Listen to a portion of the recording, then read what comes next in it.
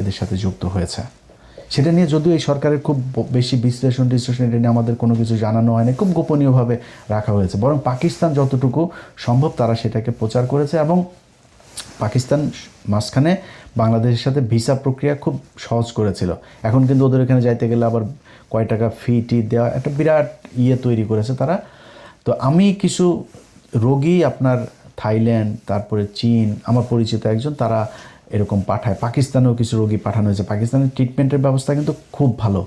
আপনারা খুবই মানে অল্প খরচে খুব ভালো মানের চিকিৎসা পাইতে পারেন। তো আমি কিছু লোকজনকে পাঠিয়েছিও আমার ওই এজেন্সির মাধ্যমে।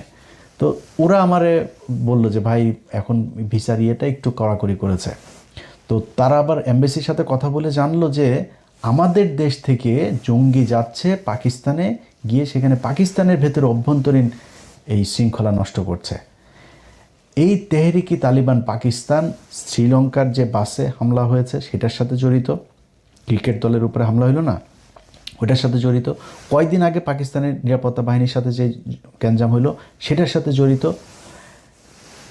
এটারে বুঝতে হইলে যে তেহরিকি তালিবান পাকিস্তান কেন পাকিস্তানের সাথে লাগে, এটা বুঝতে হইলে, এটা কারা, এটা বুঝতে হইলে আপনাকে কয়েকদিন আগে যে আফগানিস্তানের সাথে পাকিস্তানের যুদ্ধ হইল না, আপনারা অনেকে অবাক হন না যে পাকিস্তান কেন আফগানিস্তানের সাথে, আফগানিস্তানের লোকজনরা এইভাবে ওই পারে বোমাবর্ষণ করে। কারণ হচ্ছে তেহরিকি তালিবান পাকিস্তান, এই টিটিপি হচ্ছে রয়ের তৈরি করা আফগানিস্তানের একটা বাহিনী।